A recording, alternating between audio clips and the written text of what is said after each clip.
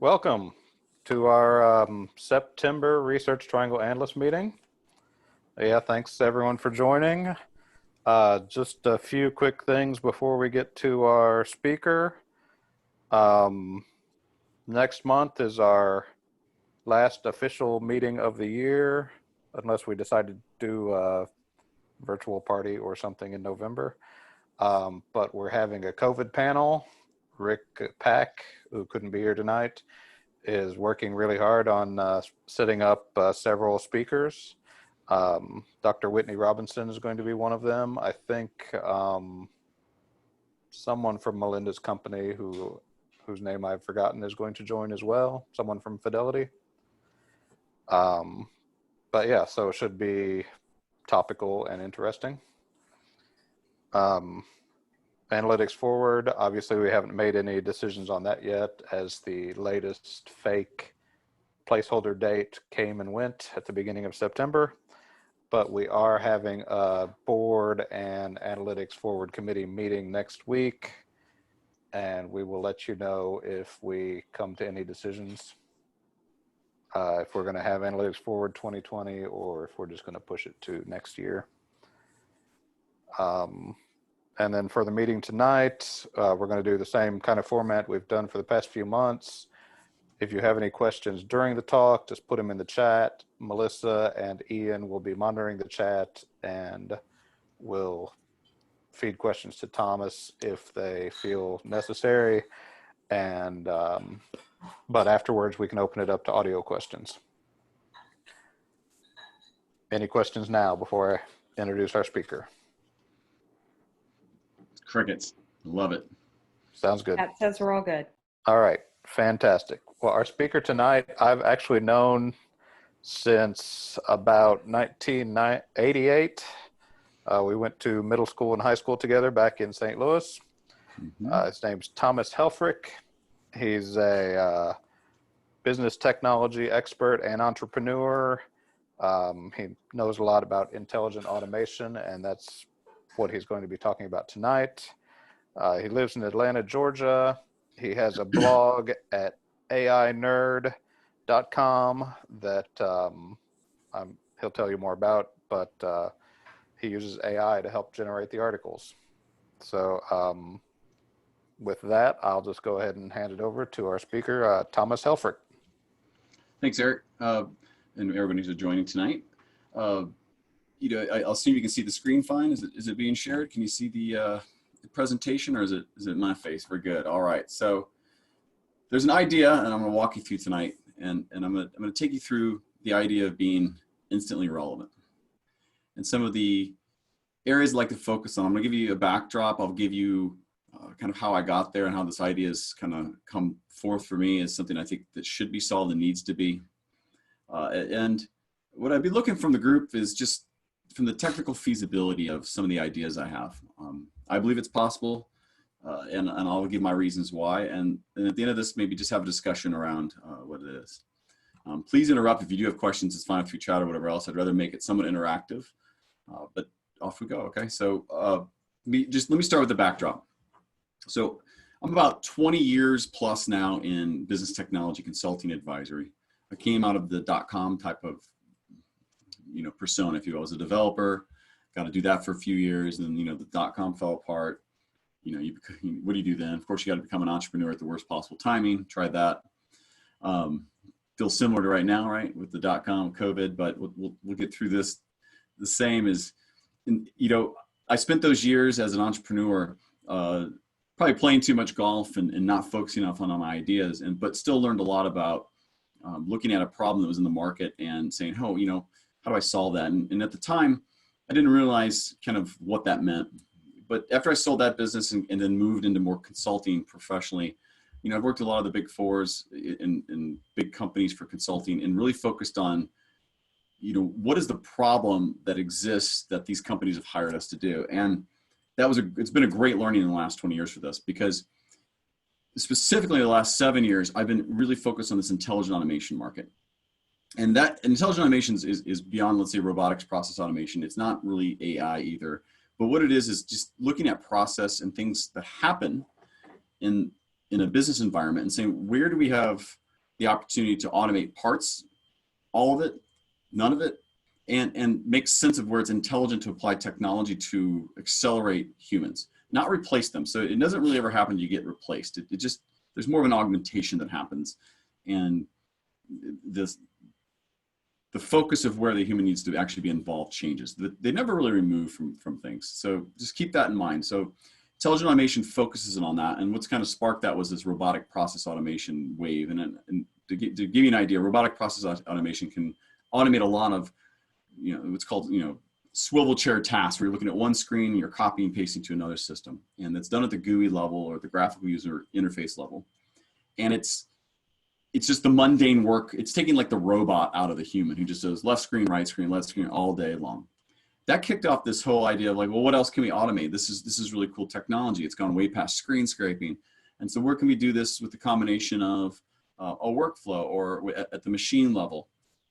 And in my started with KPMG about 7 years ago, I've been on this crazy path of getting this technology, how to apply it.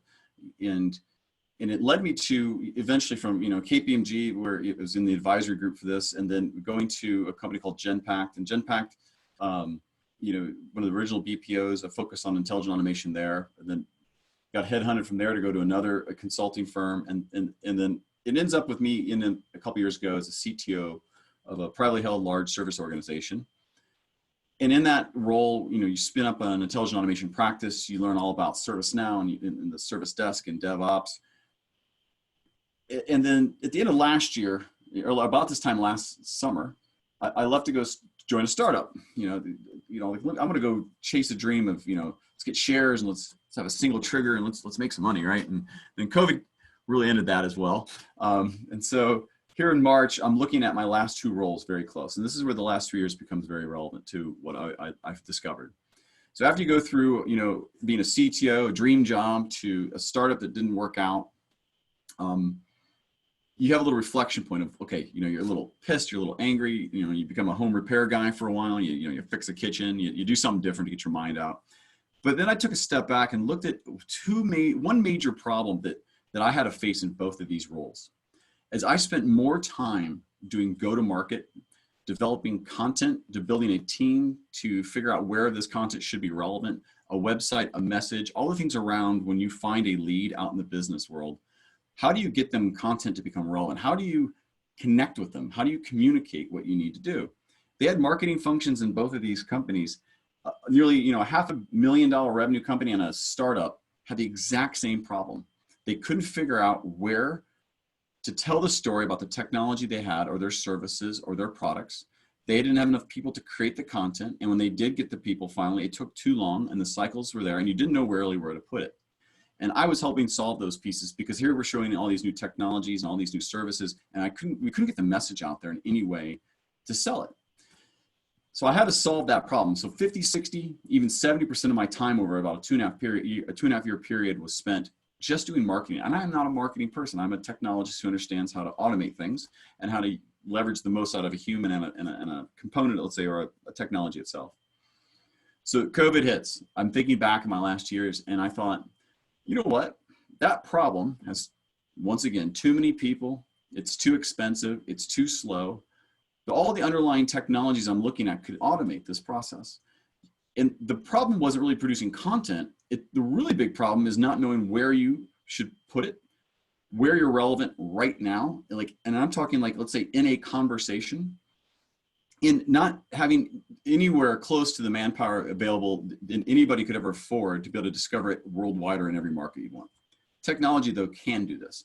It can be looking at a lot of social media platforms, and it can be looking at places for you to understand where your relevances are. And I'll explain how that happens a little bit. But that's the problem, is it determining relevance and then producing content on the other side of that. And content, and how I'll describe it, I'll define it in a minute, is basically just the messages and things you need to communicate about your products, your service, yourself, to get people to trust you so you can sell them something. That's really where it goes. That's what marketing does. But that same problem, this is the point, exists at big companies and exists in little companies. It even exists as, let's say, a blogger. So sets the premise for this bold statement. You aren't relevant. Goodbye. So if you're in this day and age, especially when it's almost entirely online, if you can't be relevant often and now, you won't have customers. And the truth of the matter is that's where it's moving. So there's so much data, there's so much information, misinformation, disinformation, all this is out there. You have to find to be relevant with what you do well and be able to do it in very near real time.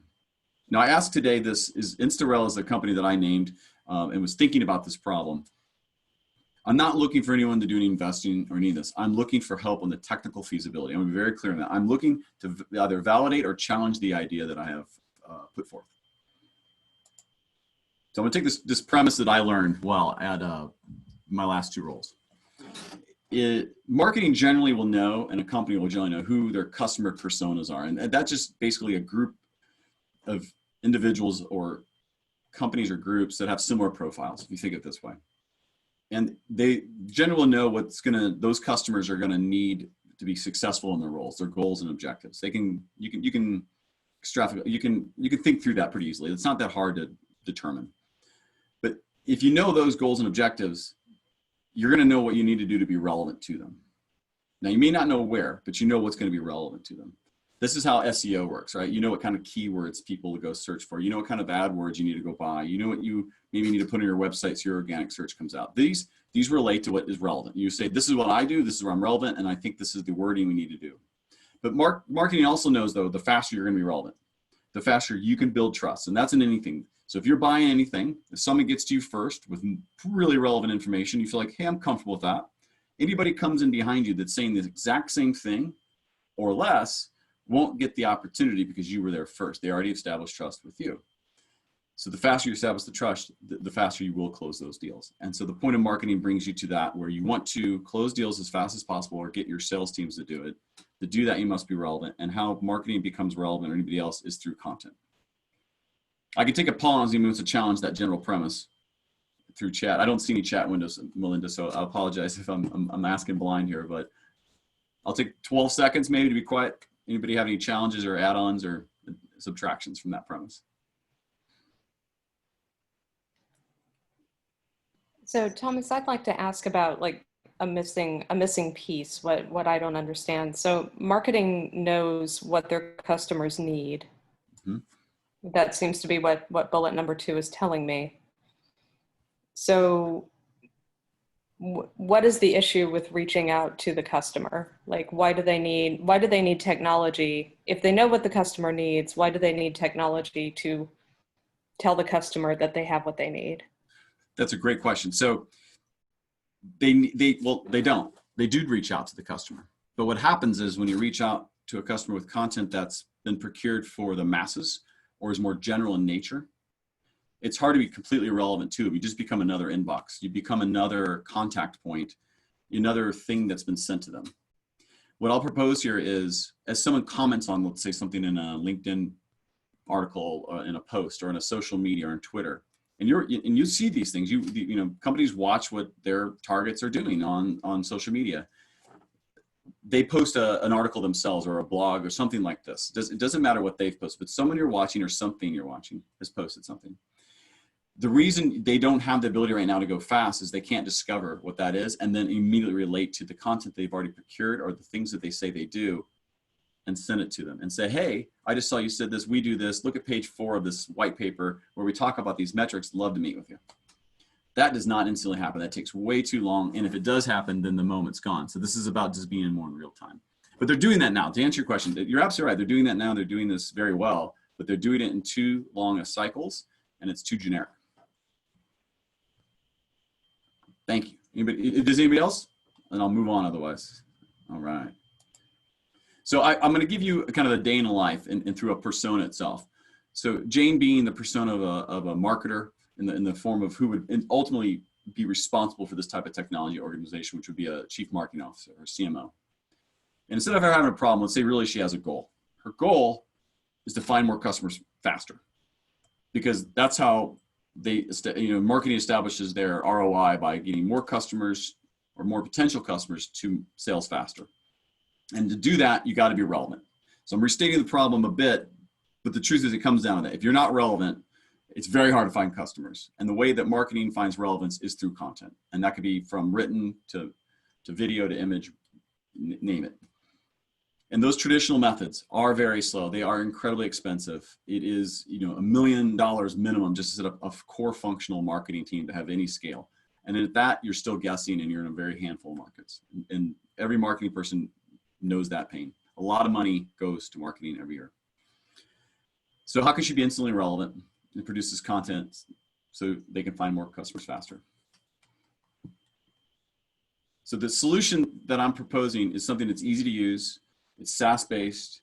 There's a key component, which is a learning mechanism. We'll call that the AI piece. And I use that more in augmented intelligence, less so than artificial. That would provide enough exponential scale to be able to immediately determine relevance. And that way you can produce hyper-relevant, individualized content. So if I know what's going on out there, if I know why I've seen that you've written something, and I know what my services are, and I have a context built around this, I can immediately identify the 1, 2, 3 things that are immediately relevant at that moment. And once I can do that, I can take a same set of procured content that you have and individualize it to 50 of your personas that are all slightly different. That fractional improvement will improve engagement, and it'll also improve your relevance to them. This is what we'll build. Today, this is not being done holistically. There are currently companies that do AI writing. There's companies that help you produce content with writers. There are places that will help you blast out a number of platforms, your advertisements and your ads. There's nothing actually in between that's saying this is where you're relevant, and this is the ad you should write, and this is where we show the relevance from, to be able to produce that better procured set, to be able to go out and produce it quicker. There's a step missing. So all the technology's there, but there's been no one who's been really elegantly solutioned that across. Let me define a few things before we go into kind of like looking at how it's done today versus what I'm proposing for tomorrow. So we're on the same page from the definitions. So a customer, these are people, business groups that have bought things from you. These are actual people that have written a check and given you money for doing something. They represent what you're ultimately chasing in marketing, a customer. A prospect is that same group prior to signing a check or signing an agreement with you.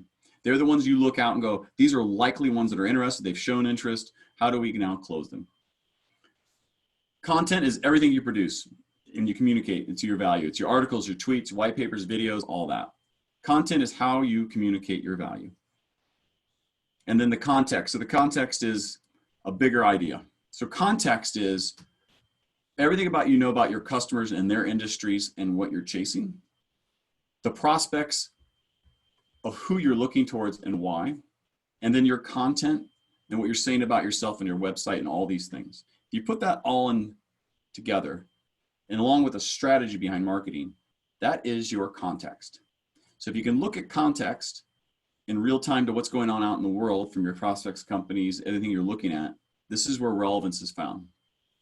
It's a measure then of how you relate to that ever-changing context. Because as soon as you influence your own context, you have to learn from how it interacted and how it changed it so you can improve it. So today, the traditional approach is very linear. A context is set.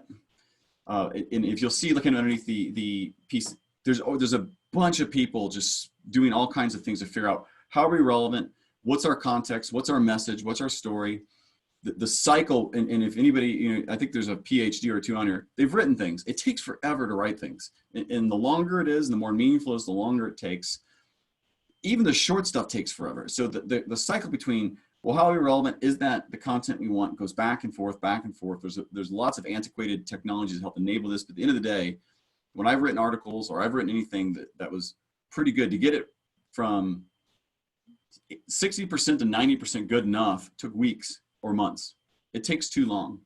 So when you produce those things, then they go out and they're not really ever reused. So there's ways to repurpose then content at a quicker speed, because that's how the prospects find it. And lots of times that's just put out there. Sometimes it's individualized to them, but you certainly don't take one paper that took weeks or months to write and then write it 50 different ways for that same set of prospects. There's ways to do that, just leveraging the relativity of their context to yours, of what's going on.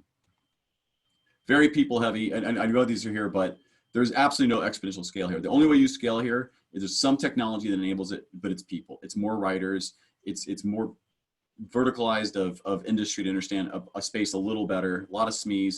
It's just people heavy. It's too expensive. So the point you cut it off, which means you can only look at so many markets, so many targets at a time, and you make your bets. I think there's ways to get way more scale using the technology. I'm sorry, one piece.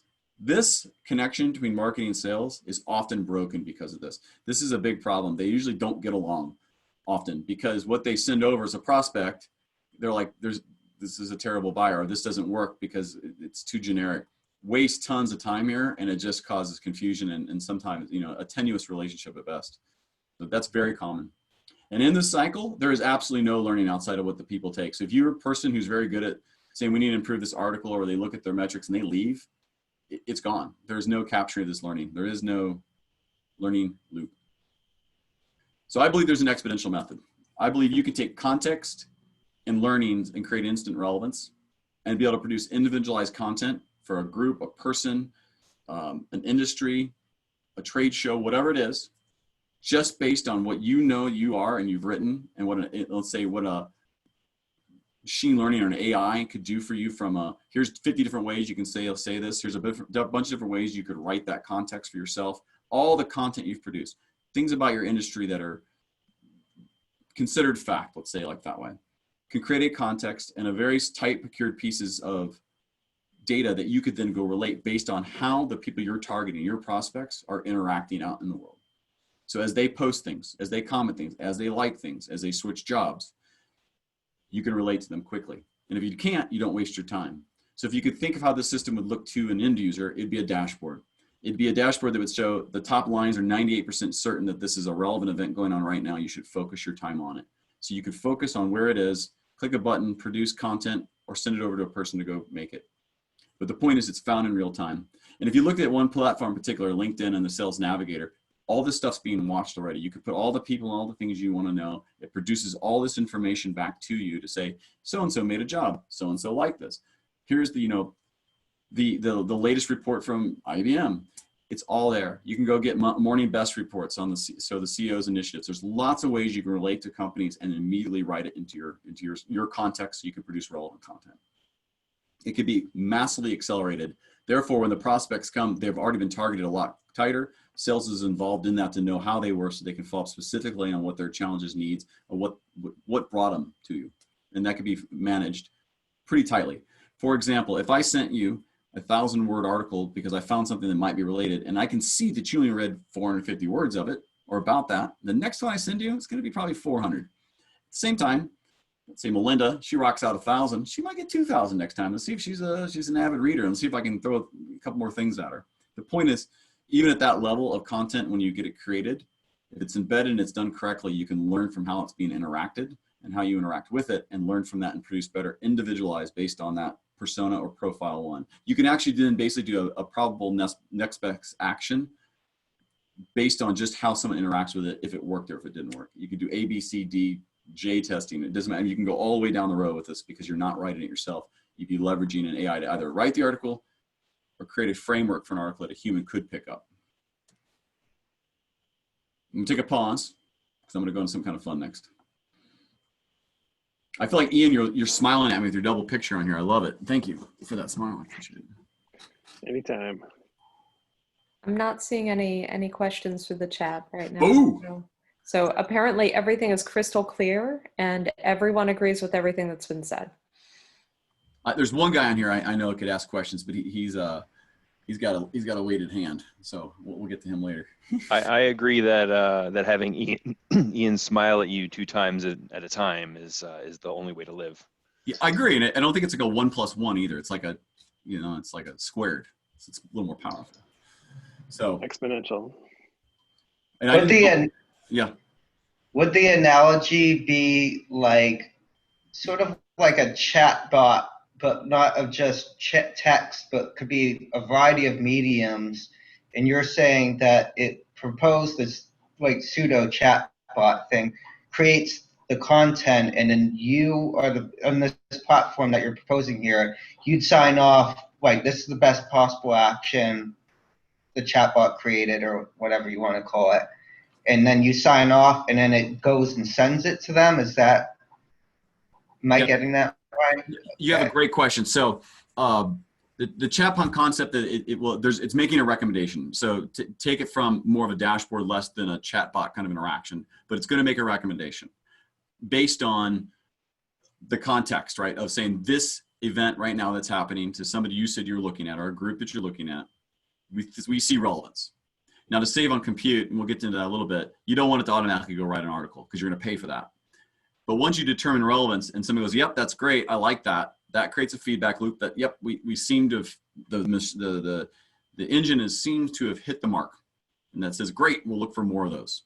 That would recommend some content pieces, and you could formalize this behind it after you said, yeah, go generate content, or just go send it. So you're discussing then workflow, which you could automate, versus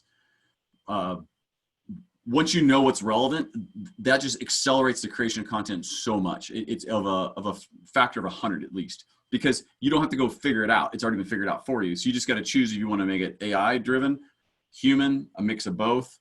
Do you want to tweet? Like, you can choose at that point. But once you've chosen, the relevance engine's done its work. It said basically you are relevant here and why. And once you say, yep, I agree, it kicks off whatever workflow in front of HubSpot, Pipedrive, these other CRM tools, whatever you'd like to do to go produce content. Joel, does that answer your question? I'm assuming your name's Joel because you labeled it that way, but. Yeah. Good. Wonderful. So here's one of the questions that comes up sometime is it even possible? And the answer is, I believe yes. So there is a POC that exists. It is AI Nerd. What I've done on AI Nerd is I used to have real content that took me months or weeks to create. I mean, original stuff. I've written a couple of poems on AI and intelligent automation and some of the failures of the big six to deliver it. I got so little traffic on I thought was pretty cool content. It was so dismaying, but it was so much work for so little interaction. And I was like, all right, so if I'm going to prove this, how can I take a small experiment? And it's not perfect. But I've taken about 60 days and 100 articles, and 98% of the articles I wrote or had written were AI generated. And what I took is one context point. And the context point was really just generated on what was kind of being talked about if you Googled something. If you said, hey, what's in this industry, what's kind of bubbling up? So I took that context point and I had the AI write articles. I did very little changing of those articles, only to remove, let's say, advertisements like Call Us Today, or some things that just really didn't make sense. It was like, if you looked up Python and it talks about snakes, you got to kind of pull that part out, right? And so there's some reformat you do. I picked the pictures, I picked the titles of the articles, but I took a blog that really got nothing, and I've literally increased it 9,000% of traffic. And it's law of small numbers, but it's not wasted because I'm at several thousand page views now per month in 2 months. And then the last check, it was 1:16 on site and 4.5 pages per session. So that's basically like 4 articles per visit. And the bounce rate's actually, it's a little lower, I checked today, but it's below 3%. And if you don't know about these metrics, it means basically when people come in, if they leave right away, that's bad. That's a bounce rate. So the lower that is, the better. A good bounce rate might be in the 40% range. 3%, I wasn't expecting to see that, let's put it that way. Time on site is pretty good, which I'm looking at my pages and I see that this AI generated stuff, people read a few paragraphs down and they kind of go to the next, oh, that's cool, let me see the next one. So I started running a new experiment recently where I've started augmenting myself. I just write the first couple paragraphs. Sometimes we'll put a really cool story about science fiction written 10 years ago. Point to you, Melinda. And it gets engagement, right? And so I've done some other experiments too to prove that context matters in determining relevance. So if you can get a context, you can get more relevance. In one article, I tagged some 10 top data scientists I Googled. I've gotten signed books. They started following me. I've become relevant to them in this article that I didn't even write. I wrote a few other context points as I've done this to add in, like, better titling, some initial paragraphs. I've tagged in a couple companies and the engagement is really grown because we become more relevant. I've seen people that have commented something and I've commented back with one of my post articles. They join, they follow. It created engagement and created relevance. And I have I'm using an AI writer that's a technology. It's open source. It's basically GPT-2 with some wrapper models around it. The new stuff coming out is much more powerful and advanced. But the point being is, if I had, let's say, 100 context points, or if I had an enterprise that I had 1 million context points on through Crunchbase data, or Crunchbase plus all the things they've ever written, or all their blog posts. And I could take that as a procured set. And then let's say if I took it to 10 million context points, because now I have an industry, and there's an industry that has a bunch more stuff that's considered fact. And what if I could write articles on that really tight procured set? Not just some random search that this AI is doing. Now, if I have that power, and you're out in that industry, you're a person, and you're like, oh, wow, you know, I'm going to comment on this, and the machine sees that, I could target you pretty quickly. And I could do that across a bunch of personas in really fast time to see which one connects the best and continually write content around that to relate to you. And sales would be really happy because they'll have a lot of different ways to connect with people that takes forever normally to do it. We'll take a pause. There's a shameless plug at this at the end where you have to go follow my blog, but I will take a pause for questions, and we'll get into a technical, more of a technical discussion and kind of the piece of this, of where I'd like to have a conversation, if we can, about what's the technical feasibility of it. So I'll take 12 seconds again. Take a drink. Melinda, I apologize for coming off mute, but I can't type fast enough to ask this. So is this the afternoon before somebody starts funding the Manhattan Project, where we say deepfakes probably aren't good for humanity? Is this like deepfakes for marketers? Yeah, right. That's a great question. What I'm proposing takes their procured thoughts, their messages, their triggers, their products, their services, their metrics, everything they actually do, and then gives them the power to communicate it faster to whatever's happening out, let's say, in the world in real time. What I'm using on AI Nerd is very much so loosely connected, and you know, it's not off any procured data set. It's just off of what's available on the topic and some points of view, and it forms a point of view around it. It's pretty cool, but it's not something I would recommend for a company. I would certainly recommend for a company to use their own concepts, their own things, their own thoughts, their own points of view, and that's what you'd build into the context. Then you're communicating in your world what would be real facts, real data, into articles or relationships or tweets or whatever it would be, to try to just, you know, become relevant to a customer faster, so they can become a prospect faster, so they can become a customer. Because and here's an example, right, of something. So if what you're relating to ended up being fake news, it's not that I don't care. All I need to make sure is that context updates so you can react to it. So if the context then changed, which it's going to, the companies are going to have said things that were based on wrong data. They're going to need then the context to shift, and then the model goes, well, this is what happened, this is who we are, this is where we are now, like whatever it is, they can immediately adjust quickly, so they're not sitting there waiting to respond or continually respond to bad news or bad information. It's only about updating the context in real time so you can be relevant to whatever's going on or whatever's happened.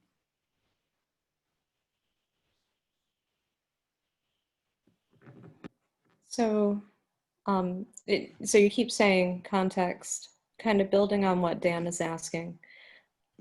What goes into a context? So you talk about how right now AI Nerd has one context point. Mm-hmm. And I don't think, like, I'm trying to put the data structure together in my head. I don't think you want to describe it. I don't think you need to describe it that technically for me, but I don't think I understand what context really means when you get to trying to tell an AI what the context is.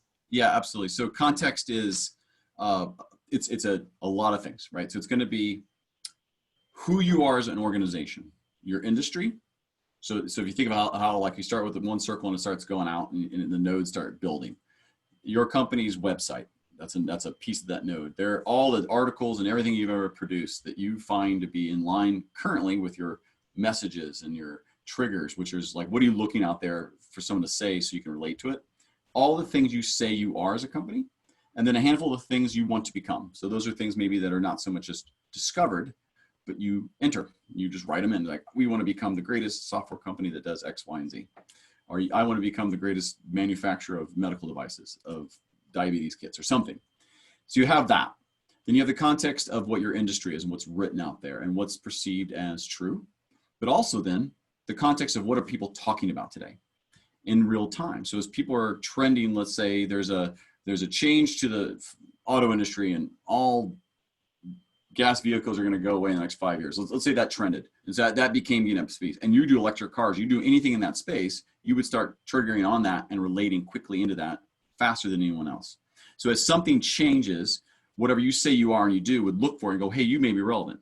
One of the examples that was really kind of crazy, it was like years ago at Disney World, a kid got, eaten by an alligator right at, at the Grand Floridian. And I've been to the Grand Floridian, I've seen that beach, and you think there is no way you would expect how that's set up that would happen, but it did.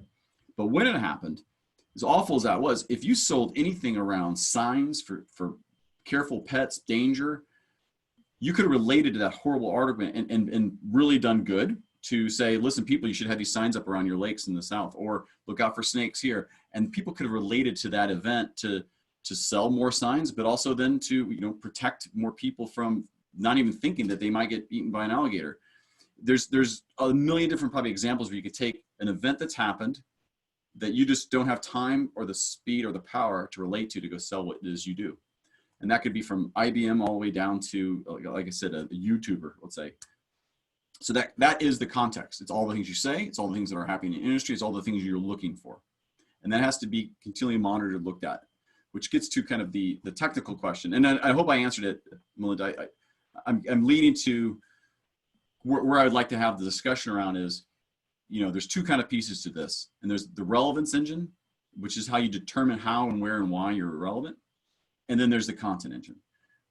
This is the technical piece, because once this is here, you just leverage APIs at this point. I'm not going to write it. I'm not solving the problem of NLP. I'm not solving the problem of NLG. If I can provide those, I can get good enough in that zone, and I can certainly give it to a person to get just work into a current process. But determining instant relevance and doing it in real time across multiple social media platforms potentially, and news wires and other things, that has some technical challenges. And so this is where I thought initially where you need some type of analytics. I like the idea of graph just because of how fast it can do relationships and associations. Up for debate. It's my initial thoughts, this for sure. And the machine learning piece, you need to create some learning loops to understand what worked, what didn't, why. And then as the content is created and interacted with, it comes back to say, this was better than that. Let's try that. This was better than that. Let's do that. And then just typical machine learning. So for today's discussion, I'm going to take a pause, and I have a few questions. I'll come back to that. But the idea is what are kind of the technical challenges ahead? What technologies are really needed? And if you're going to build a simple POC, how would you start? You have the floor. Hey, folks, you can unmute yourselves if you have questions. If you misbehave, I promise I will unmute you, but I trust everyone here to use the talking stick, take turns.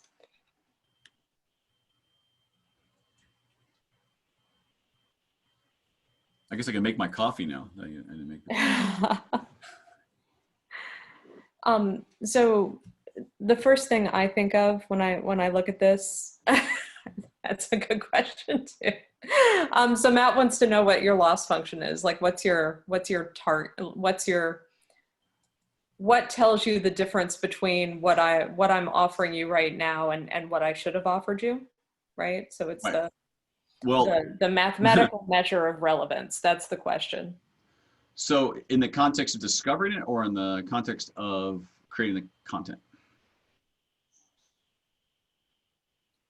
So what I mean is, when they discover relevance, it's going to be more probabilistic, like this is probably right, versus when I write content, which one do you want to use? So how do you mean that, I guess, is where I'm asking the question. Yeah. So Matt, would you like to unmute and ask? Oh, the learning loop. Okay. So in the context of the learning loop you're describing, yeah. So right there, what is the machine learning algorithm going to train on? Well, that's a good question. That's where I'm hoping to get some feedback from you guys. Honestly, that's where I'm at. Is I know you need it. So in the bigger scheme, I'll give you the bigger, let me take a step back. In a company, especially a startup, there are three types of people. There is a hustler, there is a hacker, and there is a hipster. I'm in the hustler group. You guys are on the hacker group. I'm looking for the hacker group to say, you can't do that with machine learning, or these are the algorithms I'd look. Now, from the hustler's perspective, I measure this in the following way. If I've sent two personas or two prospects that match a persona, two different types of content, and one becomes a customer, that piece of content is the one that I choose to go put the model on as correct. It comes down to what your ultimate goal would be, which might be likes, it might be followers, it might be then a sale, it may be someone attending a webinar. Whatever the goal is and whatever content funnel brought you there, that funnel or that path becomes the one that is the yes. Does that help? Yeah.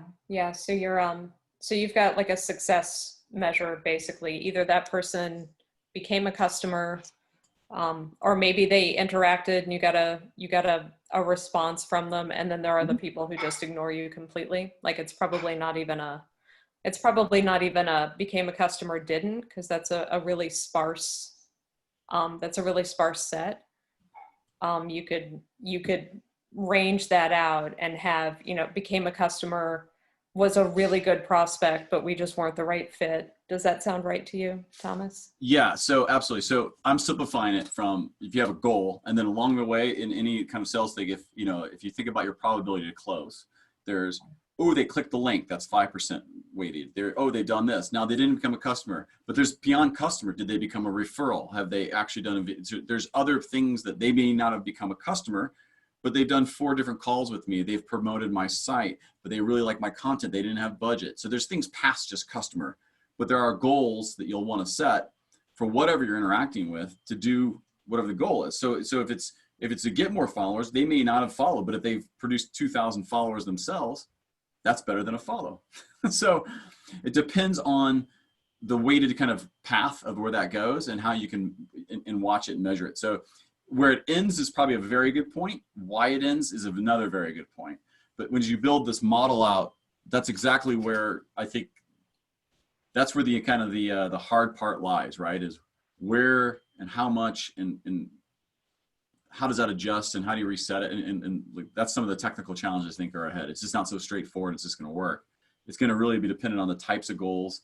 So as you think about the third question, which is POC, is what are the simplest goals you can take to go measure that, and with some very specific intermediate weighting, if you will. It's a great question. It's part of what needs to be solved. Got it. And we've got, okay, so Matt is satisfied with your response. Thanks, and Matt. David's got a link in the chat to you for a product that sounds like it does something really similar, something called Patio 11's marketing campaign emails. Are you familiar with that? I am not, but I'm going to type in. I don't see chat on my, I'm really still on my technical prowess, so I can't figure out how to use chat. But Patio 11, what is it? I'll look at it. Patio 11. Yeah. Say it again. So Patio 11 and. All right.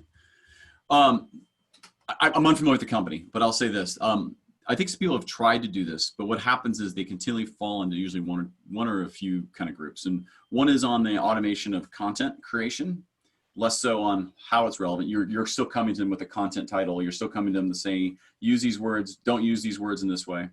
The other one is on automating your, like the email response piece. If it's an email based, is how do you blast email and get the most interaction out of that? You still need content to go into that. You need some, and in that case, emails, if you knew their email address and you knew therefore their social media profiles that have been shared, or you can tie it back by a organization or the at whatever, right? At IBM.com or at whatever, you could likely write content quicker that individualizes to them based on what's going on in the world. That would be a use case for sure in an email campaign. You still have to create that content. If you're doing the same letter for all those 5,000, 10,000 people or a million people you may be emailing, it's not going to be nearly as effective as if there's something they can look at and go, oh, you read my article. Oh, yep, I was commenting on that. That would get engagement. So this would be something they would use. But the point was there's companies who tend to do the operational side of automating the marketing Amplifier is another one that's out there. There's other ones called Automated Insights, it's Narrative Science, and ARIA that do report writing. There's some that do summaries from baseball games. Like these all are based on structured data that's already been captured and becomes formulated. What we're proposing is looking out in the real world, and social media, if you will, is probably the best place, or in the news or into feeds of what's going on and how can you find triggers that seem to be related, and then go back and go find where those relate to your own content set so you can produce something out. And I know, like I said, I don't have the chat, but I will certainly go look at them. I always can use competitive analysis. Thanks. Yeah, and we'll copy paste the chat to you at the end Thank of the end of the show. So it sounds like having a semantic similarity kind of score is important. You're looking internally what your organizational knowledge is, looking outside in social media, and you're doing this like scoring on that. And that plays into what you're describing as part of the context. Is that correct? That's correct. You'd have some semantics pieces. It's probably important that I labeled that there. I don't. It's I guess implied poorly. Absolutely. You'd have to be able to do some NLP on the back end to understand what those words mean relative to the words you've put in as fact, if you will, into your own context.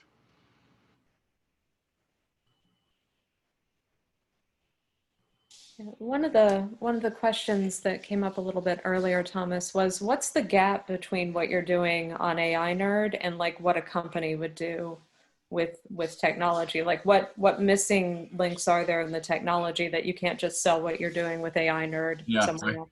Well, the biggest piece is the procurement of the data set. So that algorithm could be pointed towards, because I don't want to solve the problem in NLP and NLG. What I want to find is where am I relevant out there? So I'm giving it the context. I don't know if you can see my mouse or not, if you guys can, but where this instant relevance, it's API. I am right now the API. So what's missing is the determination of the relevance ahead of it. I am the relevance, so I am the engine behind it. I am the unscalable marketing piece. So in that original piece, I am here, and this has become a straight line content right there, very fast. I've cut that piece out. There's marketability in that. Yeah, and I could probably put a business model on it, but it's too small. It's part of a bigger solution. So what's missing is this box to determine the relevance. So I don't have to sit there and be the API. I can just leverage it in the way that I want. I'm not sure who asked that. It was a great question, though. That's exactly what I'm solving for. Yeah, so you're the context engine right now. You like just make it up out of your head. And it's funny. Normally what I'll do when I'm having a conversation, if you look at the blog, at times there's some really weird articles in there. Just what were that? While I'm having a conversation with somebody, I will have the AI write an article on their topic, and I will publish it during the actual meeting.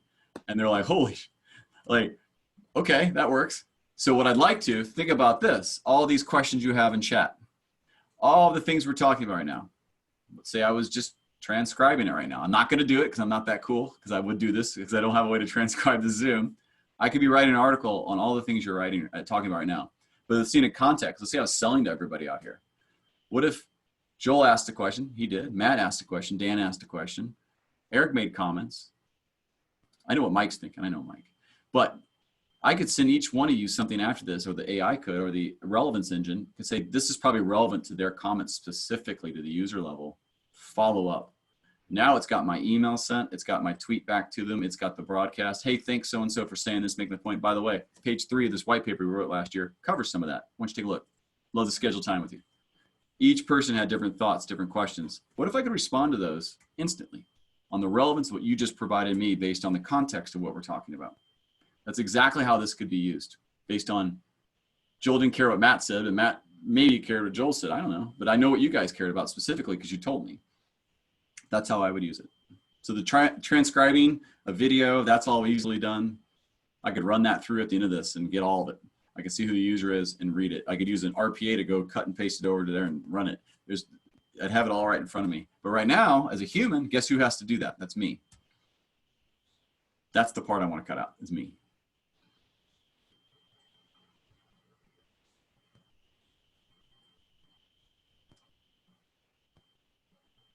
Never good with silence. Probably should practice it. Thomas. Hey, it's Mike Bria. How are you? All right. So I mean, I have a little inside knowledge here, I suppose, but I'd ask, like, when I hear the relevance engine, look, it sounds like if I pick it apart a little bit from a technology challenge, you've got on the left side, I'll say the company that you're trying to sell this thing to, right? The owner of this product, and you have to build a context about them. Like, there's challenges or technical challenges around the whole art of trying to define what I'll call the footprint or the fingerprint of what that company looks like, right? And what they should focus in, who they are, as you said it. Mm-hmm. On the other side, you've talked a lot about, well, events. You've used examples of events in the marketplace or the conversations that you're hearing that are all very specific, that I have to be able to also be able to put, you know, a shape to, a fingerprint to external events or external companies, right? That those events are happening on. And when I look at it all, like, look, even with just my first context of my own company, I could theoretically blanket market, right? Like, without knowing anything about what's happening in the target market industry, I could just use that information to really say, hey, look, you know, I'm going to put that shotgun approach out there. This is who I am, but at least I can have very targeted, relevant content that's modern about that. But then you have an additional challenge that you're presenting, really, which is real-time ability to match either a target client or a target or just a general target activity, right? Something happens and you want to match those things together and be able to hit. So that's a whole different problem space, really. They're sort of independent technology challenges that go together. Is that accurate? Yeah, I would say you're right. So the challenge is the discovery piece is a challenge. It'll probably come down to what the platforms will allow at the API level first, so you don't have to go scrape the sites and go do this. And what's not allowed, what you can pick up from, and I use LinkedIn a lot because LinkedIn has Sales Navigator is fantastic and it does a lot of this work. It just doesn't tell me how I actually relate to them. It just says that I'm watching them and here's something they did, which is a great start. But that discovery piece that's now done weighed against your context, that's the piece that's kind of always flowing. Like, okay, this happened. These things are happening. And I say real time. To be fair, if it came 6 hours after, 24 hours after, that's still a factor of a lot improvement over how it normally works, right? So absolutely, it's part of it. You build the context, and then you got the piece that's always moving of what's going on, and then also on top of that, what did you send them? How did they interact? What's going on? So if you send them something, they write an article like, oh my God, I hate when this guy sends me something, we might want to stop, right? If they send something, they reshare it, we might want to know that and do another follow-up or see who they shared it to and go do 15 more. That is a challenge by itself. That's part of the discovery piece. I don't know what it is. It's scripting or quite yet, but to give you an example, I wrote an automation that wasn't supposed to be happening with RPA, and RPA is pretty brittle compared to what you can do sometimes with some other technologies. And like I said, it does it at the GUI level, but a year and a half or so, 2 years ago, I had like 1,200 connects on LinkedIn. And so I wrote an automation, and in over a month and a half, I got to 22,500. And these were people in my space that were relative to me, and I just had to go out there and send them emails. And I made it in a way that was very human. And I pretty much just scraped their site for a month and a half while other automations were breaking. I did it in a cool little way. Now I found out you can only have 30,000 connects, so I just stopped because I wanted to really make the last 8,000 count. But the point is, I found a way to go get them using their systems without buying anything, just by clicking, dragging, logging out, logging back in, misclicking, go back, just creating these random events that would make it look like a human's interacting in it. I don't want to solve it that way, but you certainly can do that as in a secondary set of data. Now, if you look at LinkedIn and Sales Navigator, it's a lot less robot specific. It will allow you to kind of interact with it a lot differently because it's providing you all this data anyway. So you can go take it and you can leverage that in real time of what's going on. These people you're watching, these groups you're watching, these companies you're watching, and you can run that against your relevance engine to say, yep, that makes sense. That makes sense. And it just keeps bubbling up things that you might want to go look at specifically on that social media platform.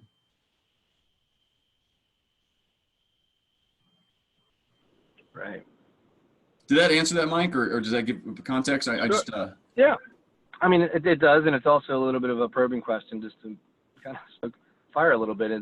I mean, where's the machine? You have machine learning. The machine learning is in matching those two things together, right? Like I have to be able to match, so to speak, the out there's, the things I'm interested in, the activities that are happening with them too, kind of to who I am, that definition of who I am. But again, that error you have coming back from how the stuff I'm generating lands has to be able to reshape effectively effectively what you're defining as yourself, right? Or what you're interested in. That's correct. You may create a core set that doesn't change. You may create an expanded layer that has flexibility, and the one outside that you're determining that kind of, once determined, becomes more of the core, right? So you're always learning from like oh, that definitely is us, and that works. It becomes kind of core, and that doesn't ever change. You can't change that core piece. And that might be just in a fundamental piece of setup or sign up of here's what I really am, this industry, and in no time does the model change that. It doesn't take me from the healthcare model over to financial services model or industry, because no matter where this thing trends, I am still at core going to be in the healthcare in this space doing this thing and all the stuff around it. And we could set it up that way where it can't drift. It can't become a Taybot either. Let's say it that way. So like, that's how I think about it. I don't know if it's correct. It's yet to be proven. But I believe that would work. I think you could create a core set of context that then washes against things that are going on.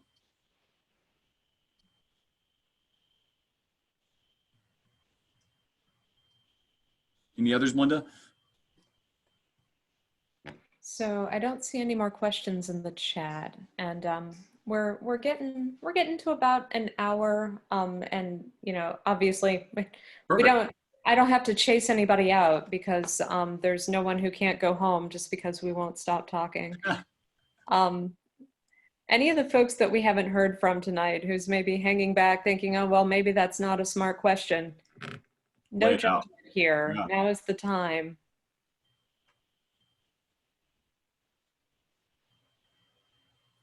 I've appreciated the ones that have come up.